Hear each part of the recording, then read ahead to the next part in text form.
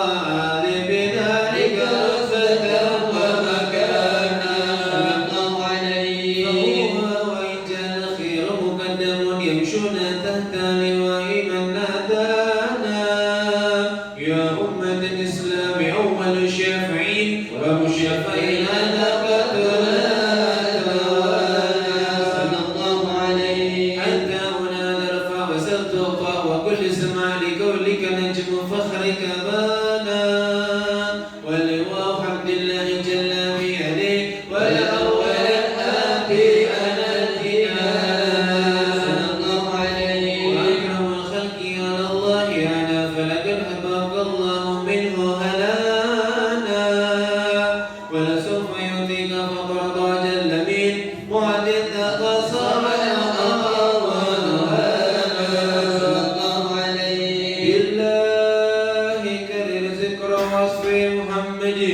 كيما تضيها للقلوب الرانا يا ربنا صل وسلم دائما على حبيبك من إليك دعا اللهم صل وسلم وبارك عليه وعلى آله اللهم صل وسلم وبارك عليه وعلى آله لما جلعت البروس لأمل الإذن مما شاءه قد كان حملت به الأم الآمنة بنت وهب من لها أعلى الإله مكانا من والد المختار عبد الله بن عبد المطلب رأى البرهانا قد كان يورده طه وجهه وسرى إلى الابن المسؤول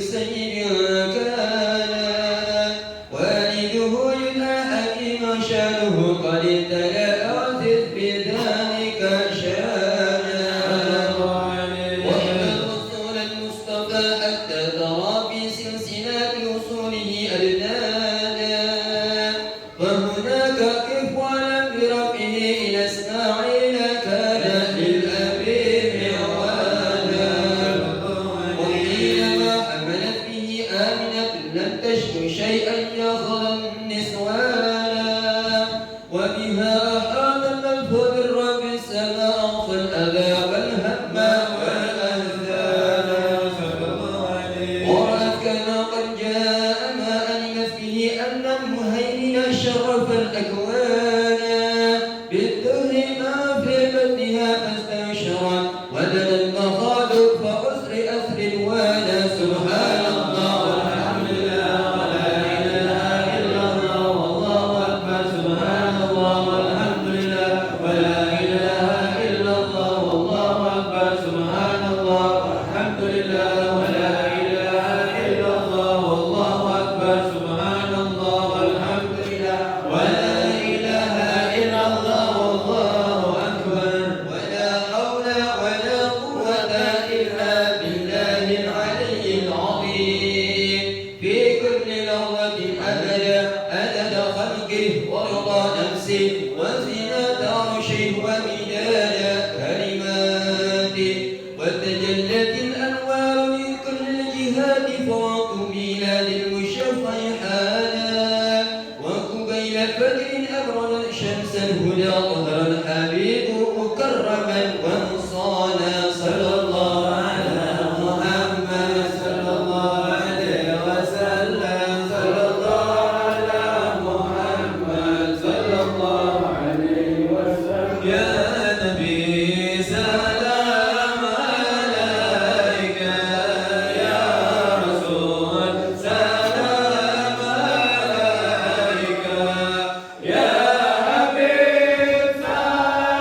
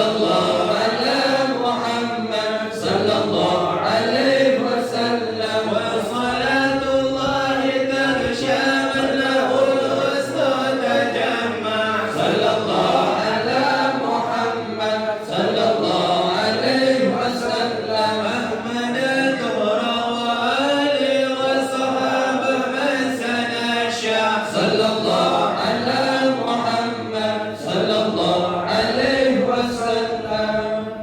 صل وسلم وبارك عليه وعلى آله.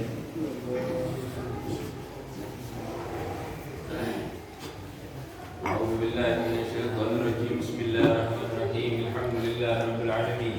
اللهم صل وسلم وبارك على سيدنا محمد وآله وصحبه أجمعين. آمين. ولقد أشرت لنعظم من أوصافه تحيي القلوب تهيج الأشجان.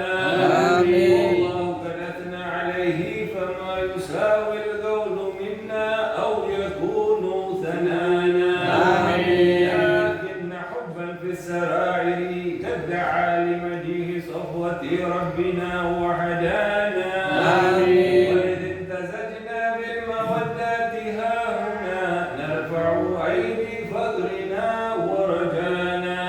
آمين. للواحد الأحد العلي إلهنا متوسلين بمن إليه دعانا. آمين. بمختاره وحبيبه وصفيه بين الوجود به الإله حبانا. آمين. يا ربنا يا ربنا يا ربنا بالمصطفى اقبلنا أجب دعوانا. آمين. أنت لنا يا ذخرنا في هذه الدنيا وفي أخرانا. آمين. أصلح لنا الأهوال واغفر ذنبنا ولا تؤاخذ ربي إن أخطأنا. آمين. واسلك بنا في نهج طه المصطفى ثبت على قدم الحبيب خطانا. آمين. أرنا بفضل منك طلعت أحمد في بهجة عين الرضا ترعانا. آمين. واربط به في كل حال حبلنا وحبال من ودى ومن والانا. آمين. والمحسنين ومن أجاب نداءنا وذوي الحقوق وطالبا أوصانا.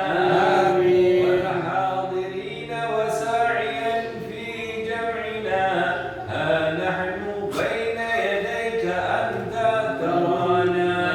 آمين. ولقد رجوناك فحقق سؤلنا واسمع بفضلك يا سميع دعانا. آمين. وانصر بنا سنة طه في بداع الأرض واغمى كل من عادانا. آمين. وانظر إلينا واسقنا كأس الهنا واشفي وعاف عاجلا مرضانا. آمين. واقضي لنا الحاجات واحسن ختمنا عند الممات وأصلحا عقبانا. آمين. يا ربي واجمعنا وأحباب لنا في دارك الفردوس يا رضوانا. آمين. يا ربي واجمعنا وأحباب لنا في دارك الفردوس يا رضوانا. آمين. يا ربي واجمعنا وأحباب لنا في دارك الفردوس يا رضوانا. آمين. بالمصطفى صل عليه وآله ما حركت ريح الصبا أغصانا.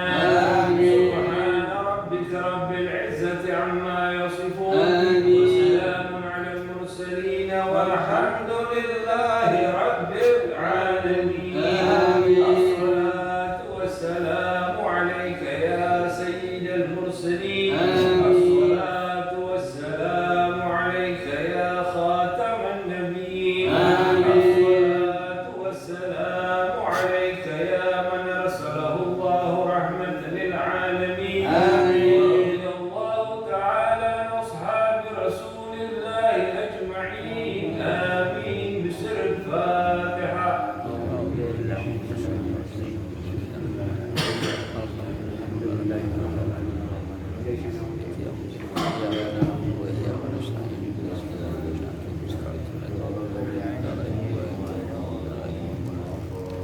أعوذ بالله من الشيطان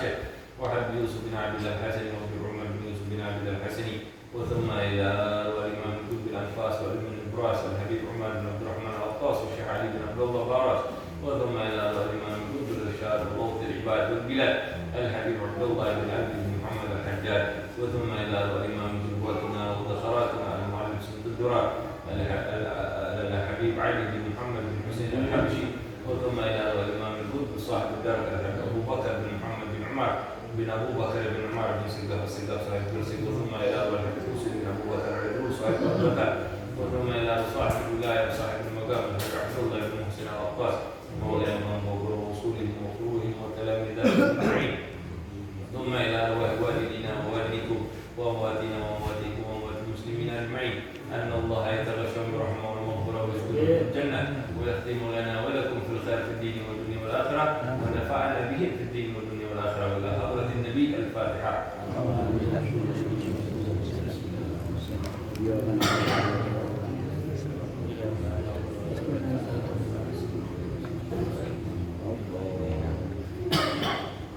بسم الله الرحمن الرحيم. بسم الله الرحمن الرحيم. الحمد لله رب العالمين. الحمد لله رب العالمين. نويت التعلم والتعليم والتذكر والتذكير والنفع والانتفاع والإفادة والاستفادة والحث على التمسك بكتاب الله وسنة رسوله والدعاء إلى الهدى والدلالة على الخير ابتغاء وجه الله ومرضاته وقربه وثوابه سبحانه وتعالى. الحمد لله والصلاة والسلام على سيدنا رسول الله محمد بن عبد الله وعلى آله وصحبه ومن والاه. سبحانك لا علم لنا إلا ما علمتنا إنك أنت العليم الحكيم. ربي اشرح لي صدري ويسر لي أمري واحلل عقدة من لساني يفقهوا قولي أما بعد. Alhamdulillah segala puji kehadirat Allah Subhanahu wa taala yang sampai dengan malam hari ini. Malam ke-5 Dzulhijjah tahun 1445 Hijriah. Allah masih memberikan kepada kita usia panjang, masih menanamkan iman Islam di dalam hati kita, dan Allah masih mengumpulkan kita di dalam satu perkumpulan yang insya Allah diberkahi oleh Allah Subhanahu wa taala, yang dimana di sini kita akan mengkaji tentang khususnya malam hari ini kita akan membahas tentang udhiyah, tentang masalah perihal hukumnya kurban, yang insya Allah dalam beberapa hari menjelang kita akan menjalankan ibadah kurban, dan tentu kita perlu untuk sama-sama mengkaji kembali tentang apa-apa yang berkaitan dengan hukum-hukum yang berkaitan dengan kurban.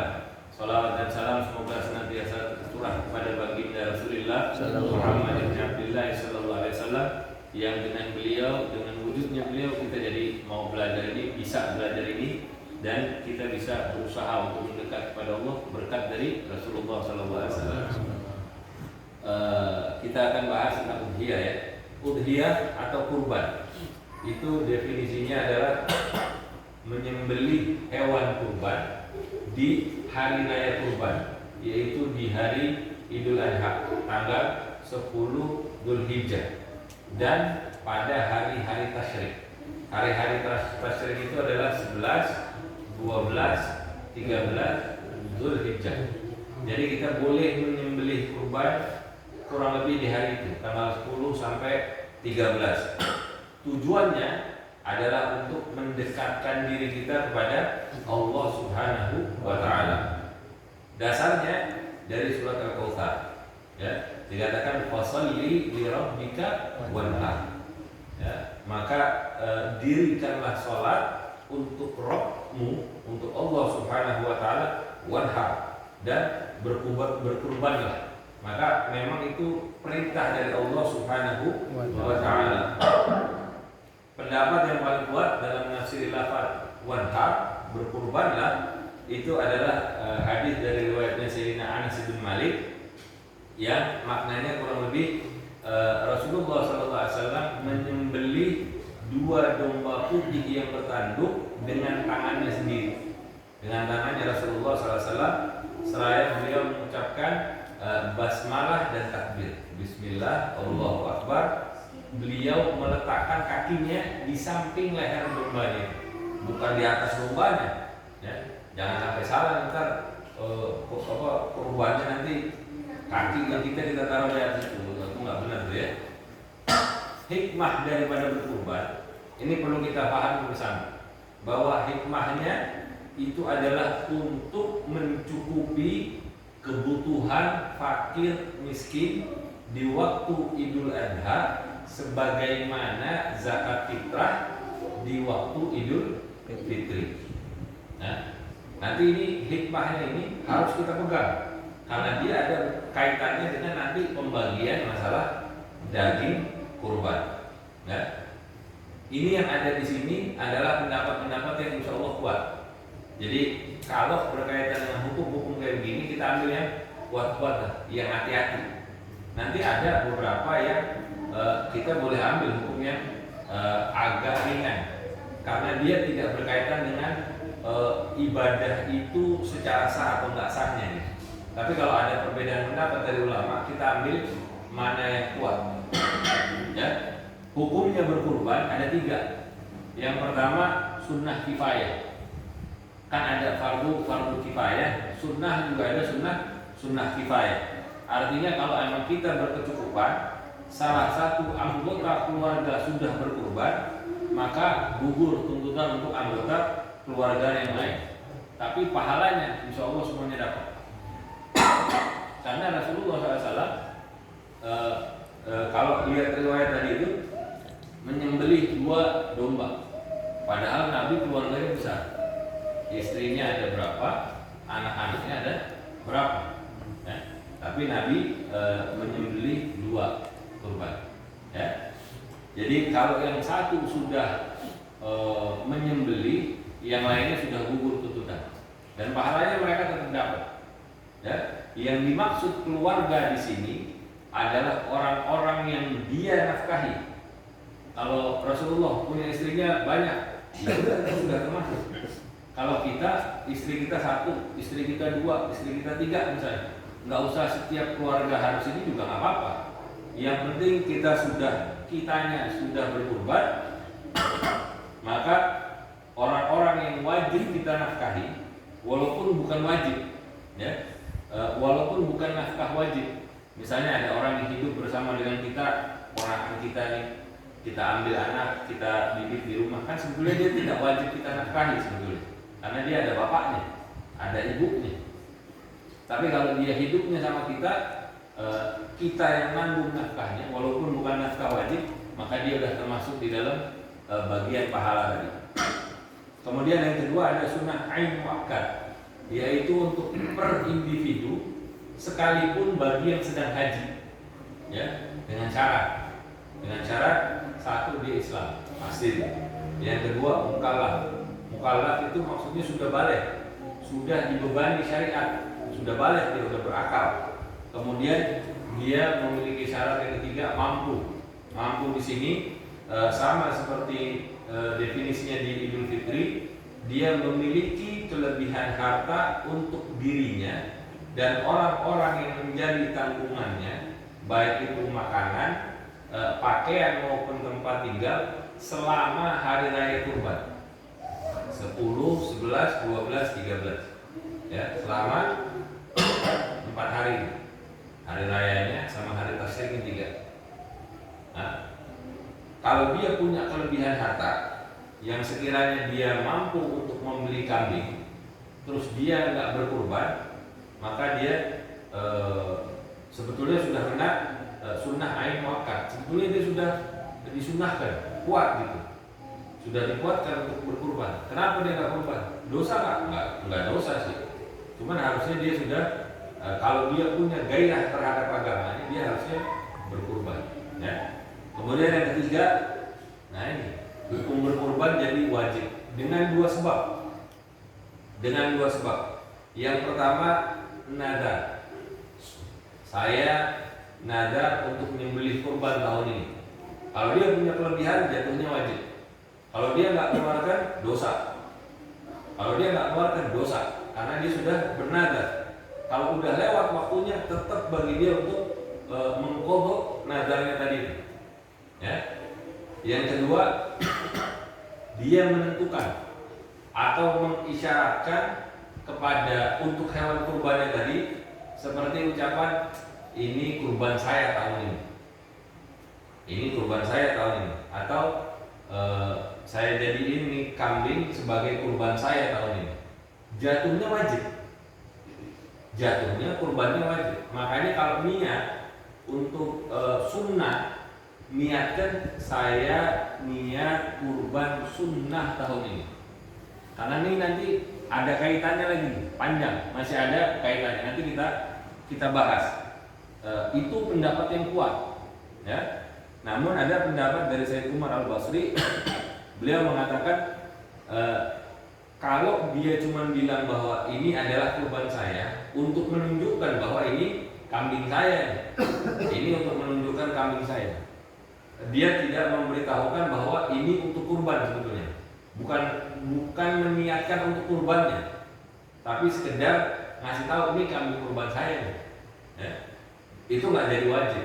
Tapi kalau dia punya niatan ini kambing saya yang saya pakai buat kurban di tahun, tanpa menyebutkan kesunahannya, maka jadinya jatuhnya wajib. Jatuhnya apa kalau wajib? Kalau dia wajib, itu daging nggak boleh diambil. Nggak boleh diambil, karena itu sudah wajib, harus seluruhnya diberikan kepada orang. Yang boleh diambil adalah kurban sunnah, ya. Kemudian hewan yang bisa dijadikan kurban, dari riwayat disebutkan, dari ayat disebutkan surat Al-Hajj, walikulli ummatin ja'alna maskanan liyadhkuru smallahi ala ma razaqahum min bahimatil an'am fa ilahukum ilahun wahid falahu aslimu wa basyiril mukhbitin. Dan wallahu a'lam bimuradi, maknanya setiap umat telah kami syariatkan tentang penyembelihan hewan kurban, supaya mereka meninggikan nama Allah Subhanahu wa taala atas rezeki yang sudah Allah karuniakan bagi mereka berupa hewan ternak. Yang dikurbankan itu adalah hewan ternak. Al-An'am itu yang dimaksud di dalam ayat ini ditafsirkan hanya unta, sapi dan sejenisnya, sama kambing dan sejenisnya. Ya, nggak ada riwayat Nabi atau sahabat berkurban dengan selain daripada itu. Ada yang mau kurban ayam, bisa puluhan ekor ayam saya mau kurban, nggak kehitung sebagai kurban. Tapi kalau emang saya punya ayam, duit saya nggak cukup, kalau memang mau berkurban, ya nggak apa-apa, berkurban aja dengan ayam. Walaupun tidak terhitung sebagai kurban, tapi pengorbanannya dia untuk ingin menjalankan syariat Allah itu pasti dihargai oleh Allah. Pasti dihargai oleh Allah. Jadi sekalian dia belajar. Ya. Kalau saya nggak punya uang nih, buat beli kambing mahalan, tapi saya pengen banget kurban, boleh nggak? Nanti potong ayam aja nggak apa-apa. Nggak apa-apa. Niatin. Sekarang nih potong ayam dulu.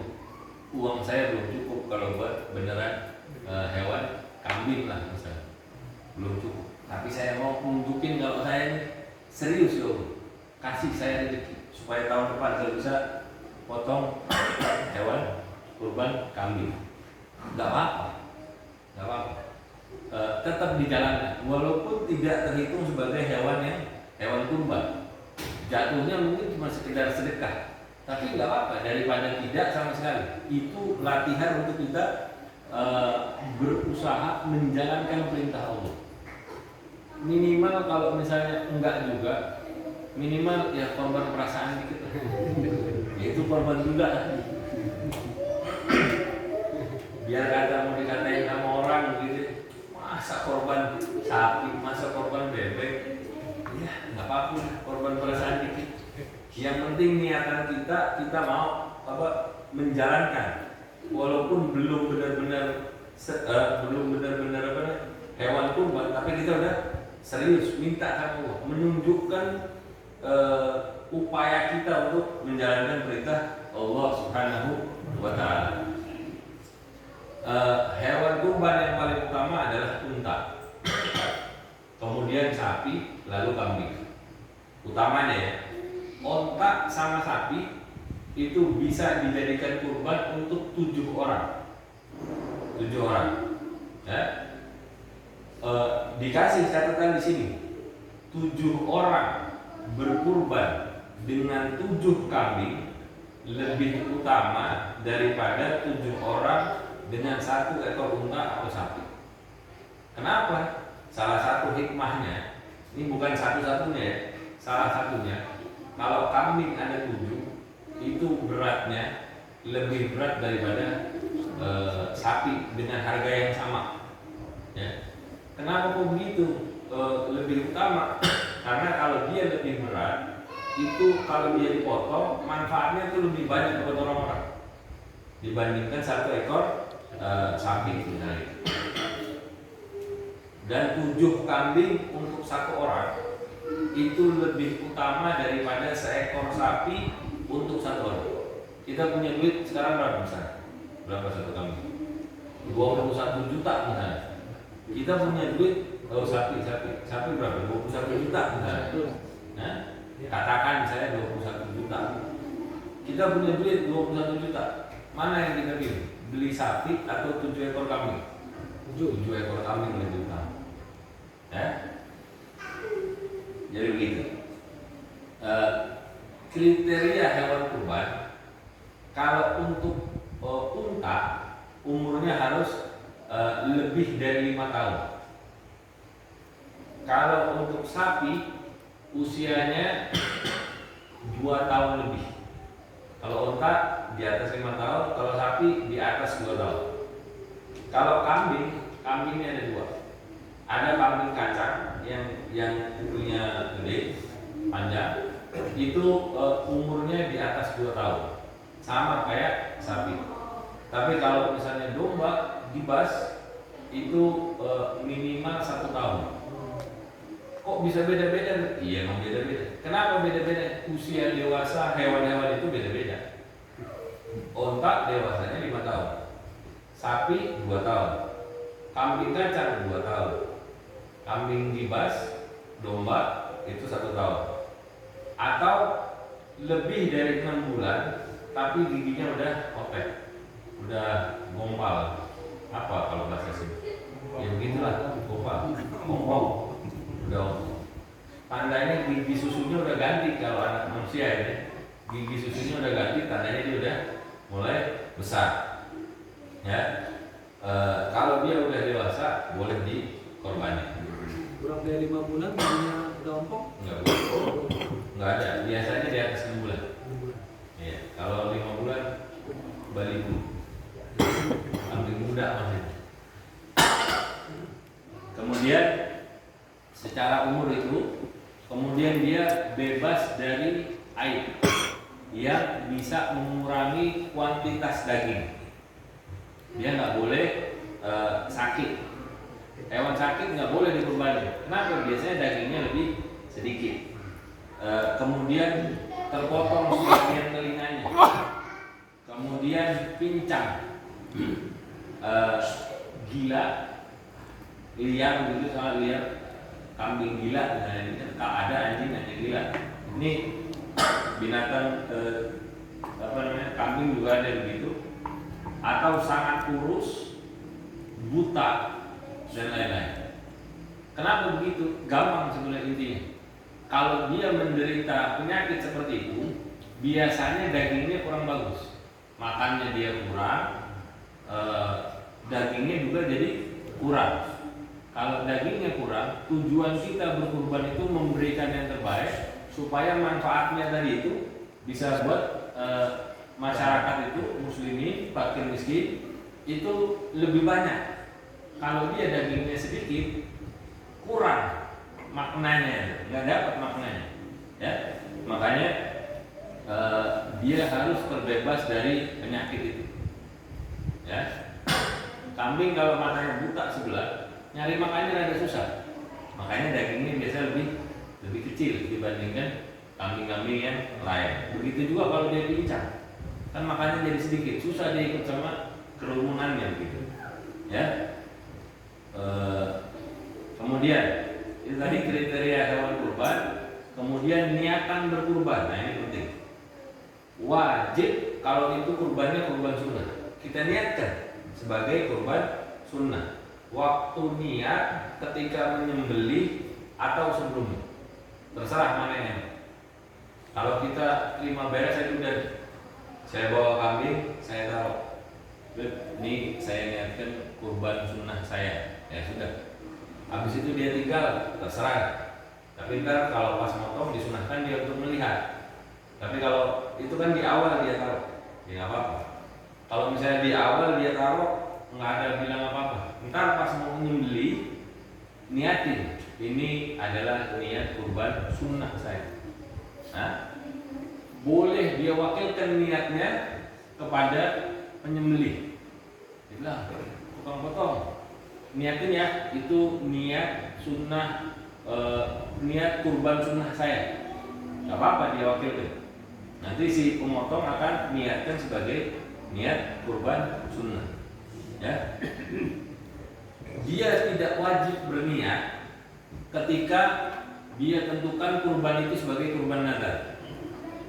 Kok nggak wajib? Karena dia sudah bernazar, sudah otomatis itu menjadi kurbannya kurban, jadi kurban wajib. Makanya niatnya tidak menjadi wajib. Paham ya? Nah, ketika dia menentukan kurban itu untuk nazar, maka dia nggak wajib lagi niat karena sudah jatuh nazar. Namun jika dia nazar tanpa menentukan, maka tetap wajib buat dia ketika menyembelih. Dia cuma naruh-naruh doang. Seperti tadi niatannya cuma pokoknya saya niat kurban tahun ini tanpa menyebutkan kesunahannya kan. Nah, maka ketika dia menyembelih atau dia mewakilkan, dia wajib menghadirkan niat penyembelihannya itu ketika ta'yin, ketika hendak menyembelih hewan kurban itu. Ya, paham ya? Nah, kemudian niatnya boleh bahasa Indonesia, ya, boleh nawaitu tadhiyah bihadhihi lillahi ta'ala. Saya niat berkurban sunnah dengan hewan ini karena Allah Ta'ala. Boleh pakai bahasa Indonesia, mau pakai bahasa Sunda boleh, mau pakai bahasa Jawa boleh, bahasa Batak boleh, pokoknya bahasa apa aja boleh. Yang penting niatnya ada di dalam hati, talafut biha sunnah. Nah, itu niatnya. Kemudian untuk waktu penyembelihan. Waktu penyembelihan kapan mulainya? Jangan sebelum khotib turun mimbar. Habis subuh sembelih. Belum waktunya. Waktu penyembelihan dimulai dari terbitnya matahari 10 Zulhijjah plus ditambah seukuran waktu untuk sholat 2 rakaat beserta khutbah dan sampai situ, dari situ. Kira-kira kita mulai jam berapa di sini? Di 6:30. Biasanya kalau Idul Adha dipercepat, kalau Idul Fitri agak dilambatin. Supaya apa? Supaya bisa ngasih waktu lebih banyak ketika melakukan pemotongan hewan kurban. Jadi 6:30 biasanya udah mulai. Jam 7 paling lambat udah beres, udah selesai. Nah, selesai itu kegiatan boleh potong. Mulai dari saat itu potong. Sampai kapan? Sampai hari tasyrik, tenggelamnya matahari. Asar habis, maghrib udah selesai. Jadi dari mulai tadi habis khotib turun mimbar itu adalah waktu mulai potong. Tanggal 10, 11 besoknya potong boleh, 12 boleh, 13 boleh. Kalau udah maghrib selesai, ya, udah maghrib selesai. Waktu paling afdol setelah sholat, segera khotib turun mimbar, pulang sampai rumah makan, kan gitu biasanya. Makan dulu sebentar, 7:30 dah, baru mulai potong, ya. Nanti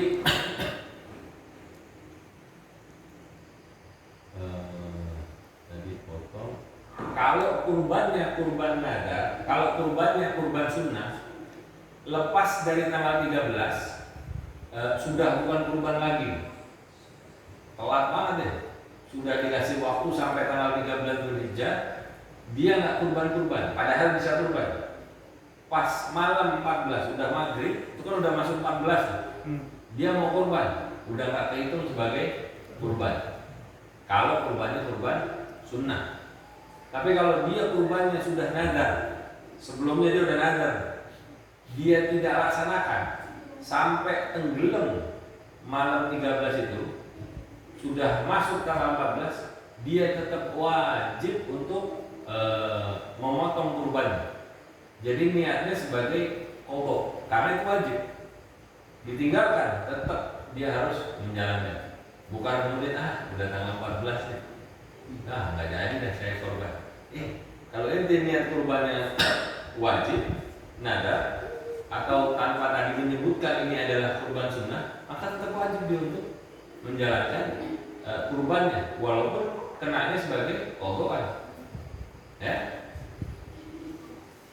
Kemudian, nah ini kaitannya dengan pembagian daging kurbannya juga. Kalau dia kurbannya kurban nadar wajib, atau yang tadi ditentukan tidak menentukan sunnahnya, maka seluruh dagingnya harus diserahkan. Nggak boleh bagi dia atau keluarganya yang wajib dinafkahi tadi itu untuk makan daging itu, nggak boleh. Nah ini kita perlu hati-hati di sekitaran kita. Orang niat tanpa menyebutkan kesunahan, artinya itu jadi jatuhnya wajib. Dia nggak boleh ngambil itu dagingnya. Tapi udah itunya dia nggak perhatikan, dagingnya diambil. Kan yang ditahu kalau kita kurban, kita boleh ngambil bagian daripada daging kurban itu. Itunya sih benar. Tapi karena dia tidak menyebutkan masalah kesunahannya, maka dia tidak boleh mengambil bagian dari dagingnya. Gimana kalau tetap dia ambil, jadi dilanggar itu, dia tetap ambil.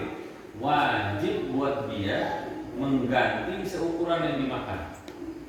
Kalau dia ambil biasanya berapa? Setengah kilo daging sama tulang-tulangnya kan? Jadi berapa? 8 ons misalnya. Ya berarti dia harus mengembalikan itu.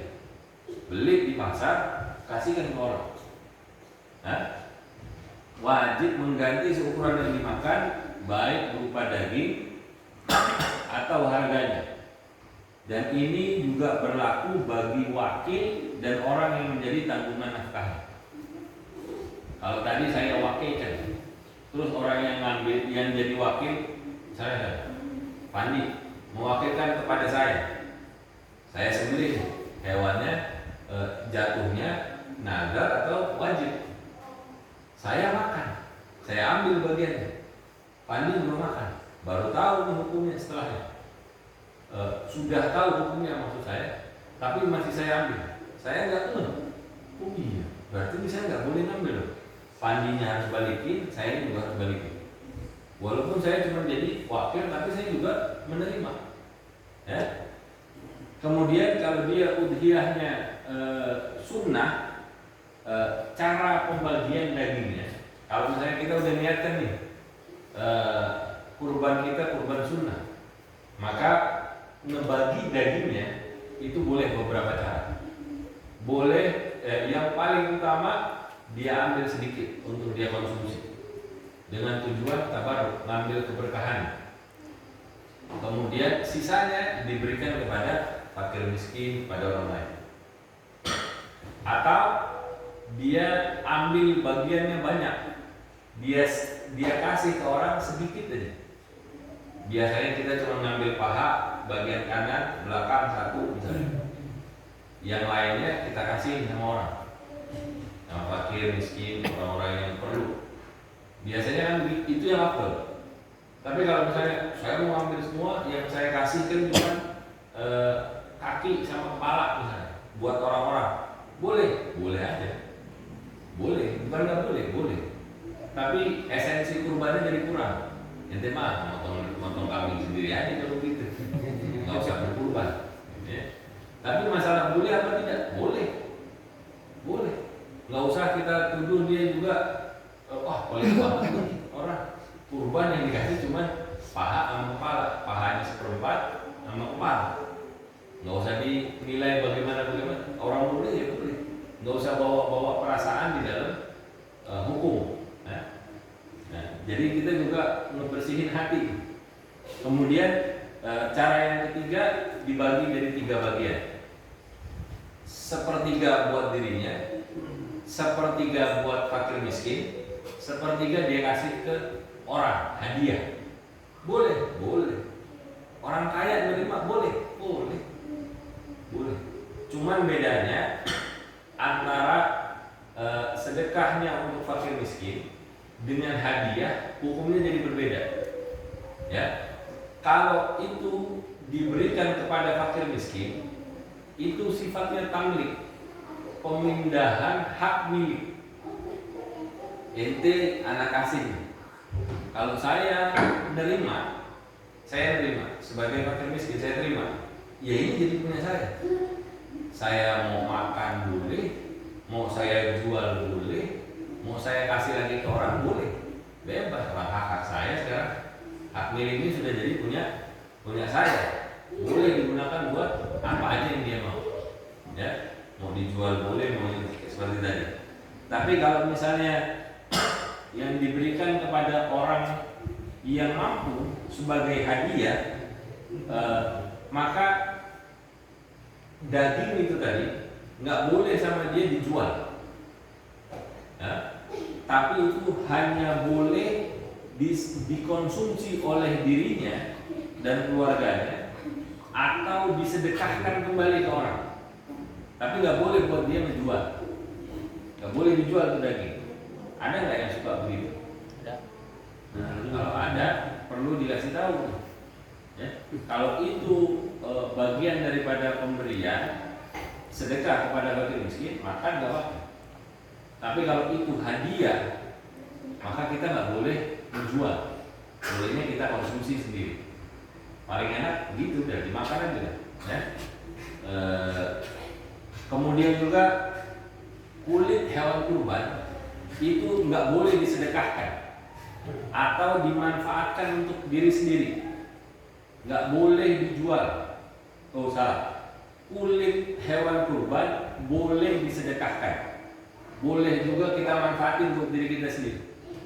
Ya, boleh. Yang tidak boleh dia dijual. Atau misalnya ya, saya kurban. Kulit kambingnya saya ambil, saya jual. Nggak boleh. Atau kulit kambingnya itu atau kulit sapinya tadi itu saya bilang sama tukang potongnya, udah dah, ente biaya potong berapa?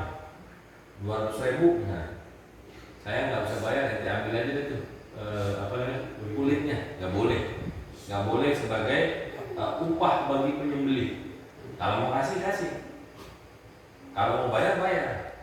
Kalau dia nggak mau nerima bayaran, ya nggak usah itu dianggap sebagai pembayaran. Kenapa? Karena menghilangkan pahala daripada kurban itu sendiri. Ya, man ba'a jilda udhiyatihi fala udhiyata lahu.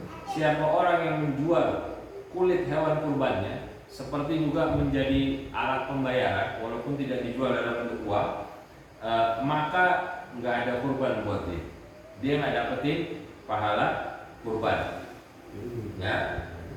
Kemudian ini saya selesaikan dulu satu supaya nanti kalau misalnya ada pertanyaan nanti kita bahas.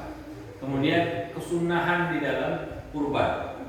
Pertama baca basmalah, Bismillahirrahmanirrahim.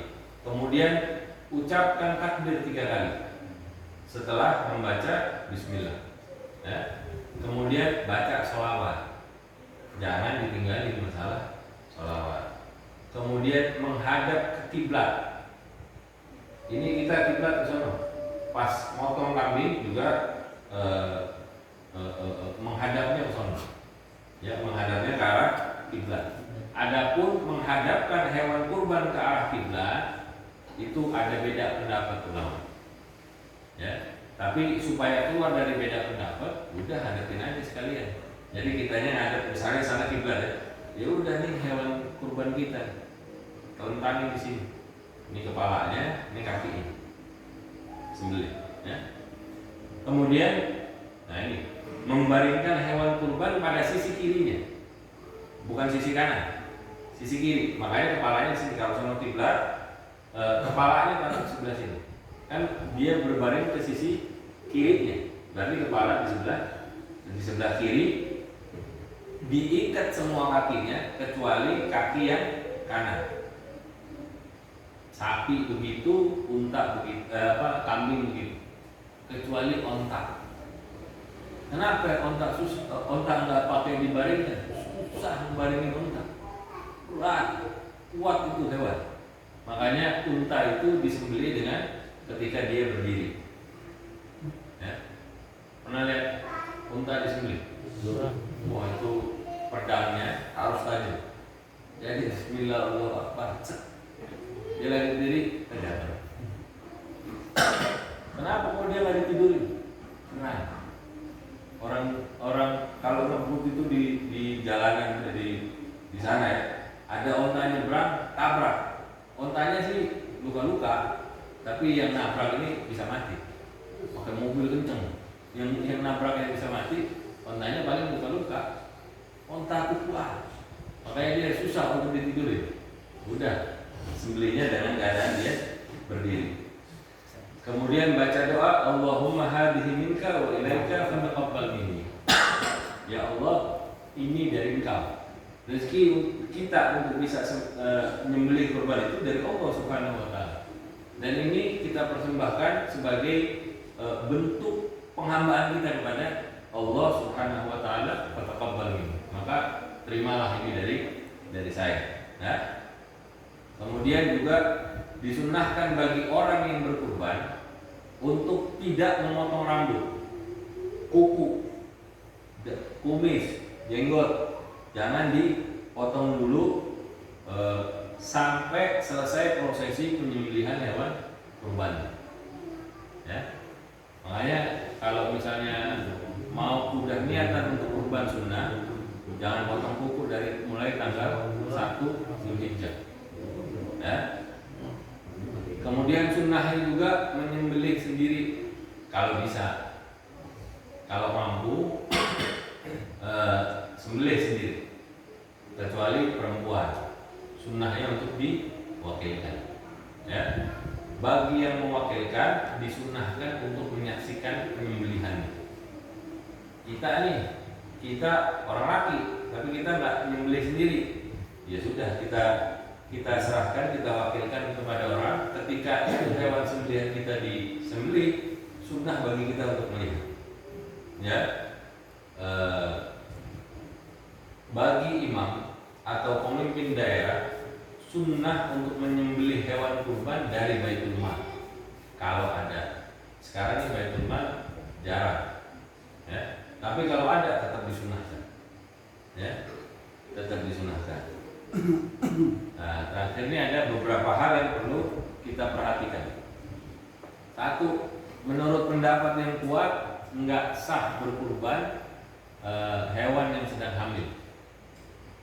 Jadi betina boleh nggak? Boleh betina, tapi nggak boleh ketika lagi hamil. Cuman ada apa? Menyembelih hewan betina. Tar aja, karena dia kita pakai buat biarkan dia berkembang biak. Kesian ya orang yang laki itu, jantan kesian. Jadi korbanin yang jantan. Orang perang juga kan perang laki, bukan orang perempuan. Aduh. Kemudian yang kedua, daging harus disegel disedekahkan dalam keadaan mentah, bukan matang. Kalau akekah matang, sunnahnya matang. Tapi kalau daging kurban mentah, dalam keadaan mentah. Dan jangan dicuci, karena daging kurban itu boleh disimpan loh, boleh disimpan. Nggak mesti habis ketika sampai tanggal 13 itu aja, boleh disimpan. Kenapa kok nggak dicuci? Entar dicucinya kalau mau dimasak. Kenapa begitu? Karena daging kalau udah kena air gampang busuk. Makanya juga orang itu ketika meninggal, manusia ketika meninggal jangan langsung dimandikan sebelum kita tahu kuburnya sudah digali, udah nggak ada lagi yang ditunggu, sama peralatan buat mandikan jenazah sama kafan itu udah siap. Jangan buru-buru memandikan, karena dia kalau sudah dimandikan jenazah itu pasti cepat busuk. Itu fitrah, orang binatang sama masalah-masalah begitu. Ya. Makanya kalau misalnya meninggal nih, ini malam meninggal, dikuburnya kapan? Besok habis zuhur. Jangan dimandikan dulu, jangan langsung dimandikan. Tunggu, masih nunggu nih, itu selesai itu. Kuburnya mau dikubur di mana? Belum tahu, besok masih dicari. Lain malam jangan diapa-apain dulu, dirawat aja itu jenazah. Ya, dirawat. Kemudian tidak lebih baik untuk tidak menyembelih di akhir hari tasyrik tanggal 13. Lebih baik. Karena apa? Karena ada perbedaan pendapat ulama tentang hari ke-13. Karena kan ada nafar ula, ada nafar tani. Nafar ula 11, 12. Nafar tani tanggal 13. Nah, ini ada perbedaan pendapat masalah menyembelih di hari ke-13 ya. Jadi supaya keluar daripada daripada perbedaan pendapat, mendingan cari di yang aman aja 10, 11, 12. Walaupun menurut pendapat di Syafi'i, di pendapat di ulama-ulama Imam Syafi'i, 13 tetap sah, nggak apa-apa, tetap sah. Cuman di luar pendapatnya ulama-ulama Syafi'iyah itu ada beda pendapat tanggal 13. Biar kita aman, biar nggak ada was-was. Nah itu lebih baik mendingan 10, 11, 12 mendingan ya. Kemudian menurut Imam Romli boleh menyembelih satu kambing dengan dua niat sekaligus, kurban sekaligus akekah. Ini sering jadi pertanyaan, boleh nggak? Mana yang duluan? Mana yang duluan? Kalau menurut Imam Romli boleh satu kali sembelihan itu dengan dua niat. Tinggal lihat keadaan kita bagaimana. Orang yang mempertanyakan masalah itu biasanya kita punya keterbatasan kemampuan. Ini mau akekah dulu apa ini? Karena kalau dia punya kelebihan uang, ya pasti dia nggak akan timbul masalah itu. Dia akekah ya akekah, sunnah kurban ya sunnah kurban. Tapi kenapa itu jadi permasalahan? Ya karena dia punya keterbatasan. Kalau kita punya keterbatasan semacam ini, boleh ambil pendapatnya Imam Romli. Boleh. Satukan niatnya. Sama-sama sunnah kan? Dengan syarat kurbannya itu bukan kurban atau akekahnya bukan akekah wajib yang emang dinadarkan. Ya. Sedangkan menurut Ibn Hajar, kalau diniatkan keduanya maka tidak menjadi kurban, tidak menjadi akekah. Ya. Mana pendapat yang diambil? Ya boleh pilih aja. Ya, mau ikut pendapat Imam Romli boleh, mau ikut pendapatnya Ibn Hajar nggak apa-apa juga. Cuman tadi kembali saya bilang, kalau memang kita punya keterbatasan, ya sudah, ambil ikut pendapatnya Imam Romli, boleh, ya. Kemudian yang kelima, kurban diganti dengan uang, nggak sah. sama kayak beras zakat fitrah diganti pakai duit, nggak sah, nggak sah. Ya, boleh nggak kita wakilkan? Kita nih, saya cuma mau ngasih duit sama satu orang, ente tolong belikan kambing, nanti itu jadi kurban sunnah saya. Boleh nggak? Boleh. Kalau begitu boleh. Yang nggak boleh, kurban berapa harganya? 3 juta misalnya kambing. Nah ini saya kasih 3 juta, yang dibagi-bagi ini duit. Nggak boleh.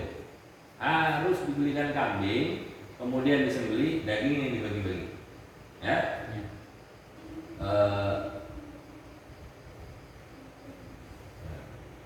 Kemudian boleh menyimpan daging kurban untuk dikonsumsi selepas waktu daripada waktu haji tadi itu, 10 sampai 13 hari itu boleh. Mau dijadiin dendeng boleh nggak? Boleh. Mau dikalengin, dibagi ke tempat yang jauh, boleh. Boleh, nggak ada masalah. Kemudian kalau kita serahkan kurban hewan tadi itu kepada salah satu tokoh, misalnya ustadz setempat misalnya gitu ya, berupa nih kambing, hewan hidup, bukan daging ya. Ini kita serahkan ke dia untuk kita jadikan hewan kurban kita, bukan itu jadi milik si ustadz, bukan. Itu hanya menjadikan orang tadi itu yang kita pilih sebagai wakil dari kita dalam melakukan penyembelihan atau pembagian hewan kurban. Jangan saya misalnya dititipin hewan kurban, terus saya bilang jadi kambing saya punya kambing satu, taruh di kandang nggak disembelih apa dia? Nggak boleh, salah. Itu harus disembelih karena itu punyanya Kang Tisna misalnya. Saya harus menyembelih.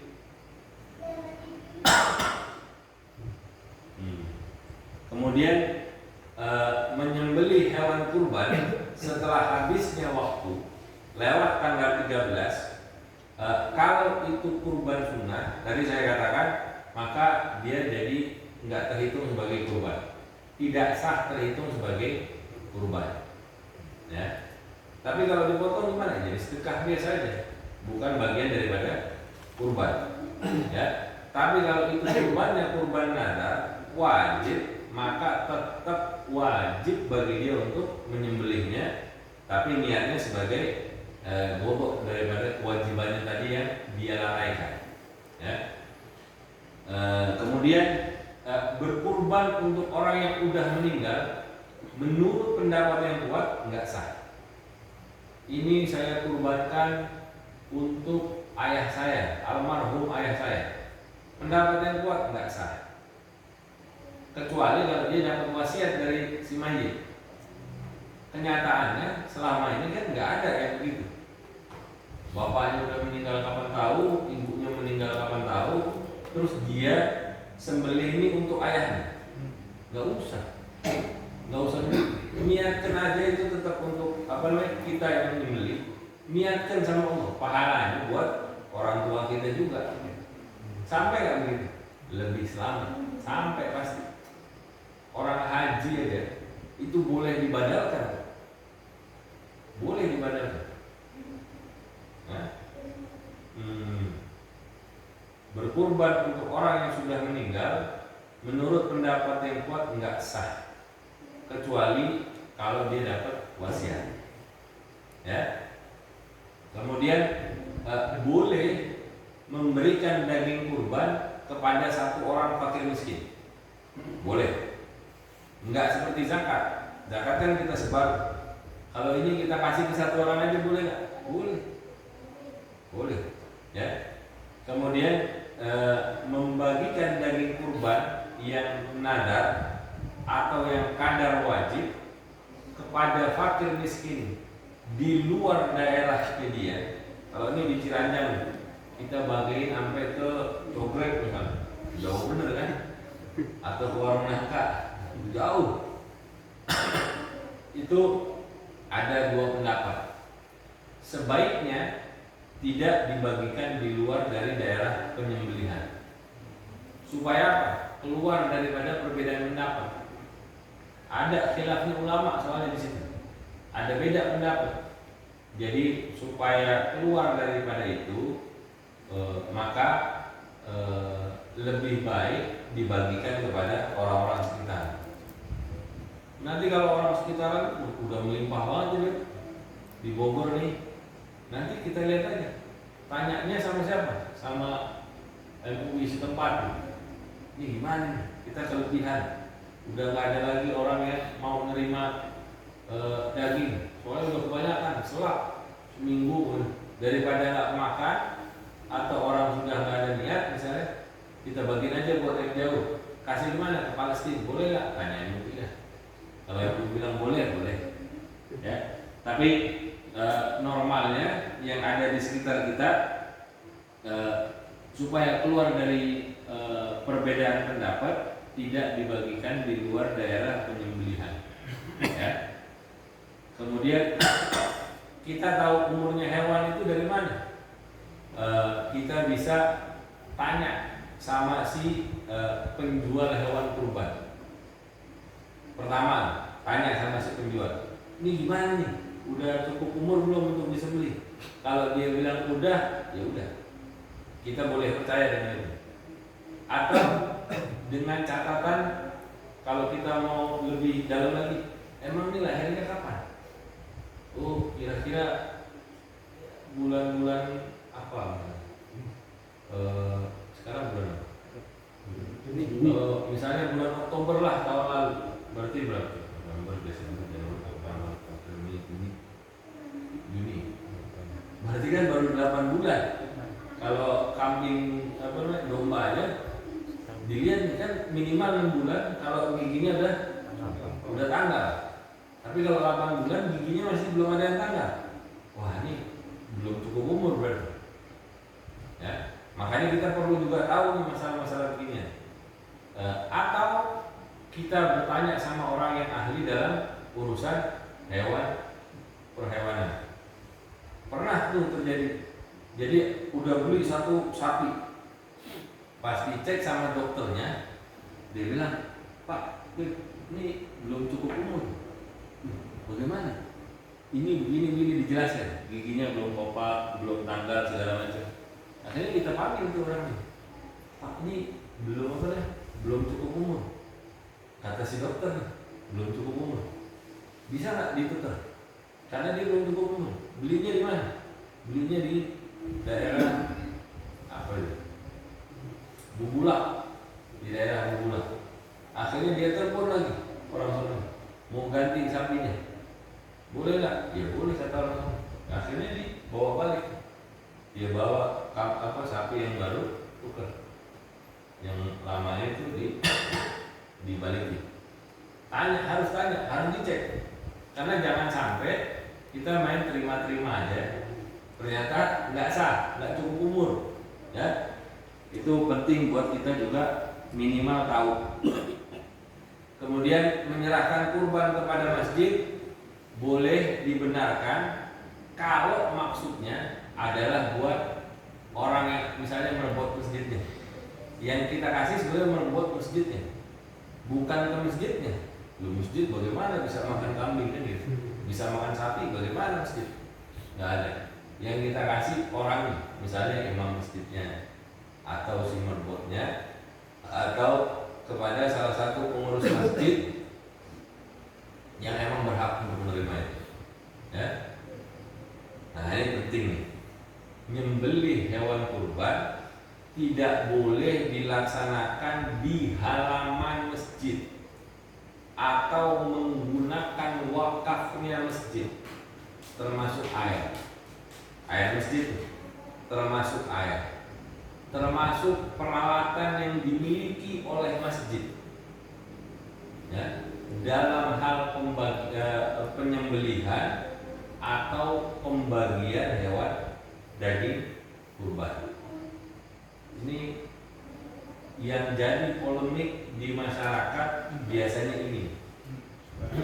Masjid ngeluarin duit, kita pakai halaman masjid, pakai airnya masjid, pakai terpalnya masjid. Padahal nggak boleh. Terus gimana caranya kalau misalnya ente sewa, kita sewa sama masjid dengan harga yang layak? Kita pakai airnya berapa kira-kira sehari? Listriknya berapa misalnya? Untuk nyewa halamannya itu kira-kira berapa? Kasih yang layak buat masjid. 1 juta misalnya. Bagi-bagi ini sama orang-orang yang kurban. Ada 10 orang, masing-masing kumpulin 100 ribu. Atau kalau enggak, masyarakat aja kumpulin duit. Kumpulin buat masyarakat. Karena kan yang menerima itu dagingnya juga nanti masyarakat juga. Kalau mau 50 ribu misalnya itu aja. 50 ribu patungan masing-masing yang kurban, sisanya ditanggung sama masyarakat. Masyarakatnya ngumpulin duit 10 ribu misalnya. Berkumpul tuh semua, lebih dari 1 juta pun nggak apa-apa. Asal yang penting layak. Jangan dia cuma 50 ribu, sangat tidak layak, gitu ya. Dan yang terakhir, nggak boleh memberikan daging kurban kepada non muslim. Karena kembali ke tujuan awal, bahwa tujuan dari kurban itu hikmahnya adalah mencukupi kebutuhan fakir miskin di waktu Idul Adha, sebagaimana zakat fitrah di waktu Idul Fitri. Boleh nggak kita ngasih zakat fitrah ke bukan orang muslim? Nggak boleh. Ya begitu juga daging kurban. Tujuannya buat apa nih? Buat syiar. Kalau mau syiar nggak usah ngambil dari daging kurban.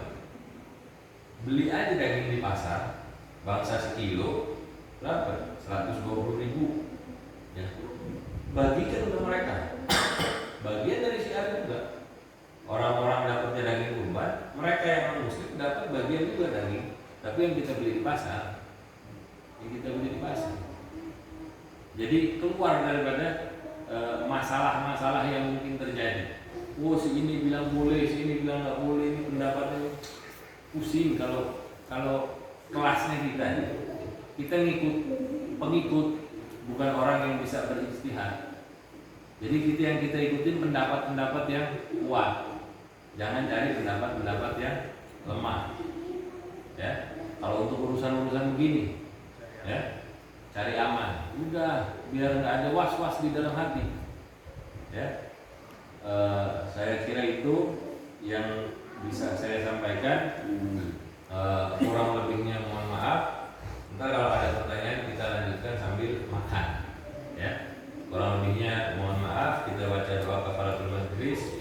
Subhanakallahumma wa bihamdika asyhadu an la ilaha illa anta astaghfiruka wa atubu ilaik. Subhana rabbika rabbil izzati amma yasifun. Wassalamu alal mursalin. Walhamdulillahi rabbil alamin.